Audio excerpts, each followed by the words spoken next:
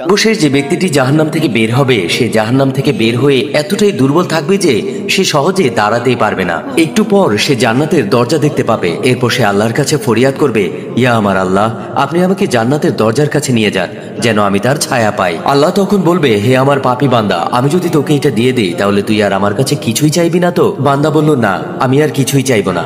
যখন তাকে সেই দরজার কাছাকাছি নেওয়া হবে তখন জান্নাতের সুবাতাস তার গায়ে লাগতে থাকবে। এরপর সে আল্লাহর কাছে আবার ফরিয়াদ করবে, ইয়া আল্লাহ, আপনি আমাকে জান্নাতের দরজার কাছাকাছি করে দেন। আল্লাহ তখন বলবে, তুই তো বলেছিলি তুই আর আমার কাছে কিছুই চাইবি না। তখন বান্দা বলবে, আমি ওয়াদা করছি এরপর আমি আর কিছুই চাইবো না। যখন তাকে জান্নাতের দরজার কাছাকাছি বসিয়ে দেওয়া হবে তখন জান্নাতীদের আওয়াজ শুনতে পাবে। এরপর সে আল্লাহর কাছে আবার ফরিয়াদ করবে, ইয়া আল্লাহ, আপনি আমাকে জান্নাতের ভিতরে প্রবেশ করিয়ে দেন।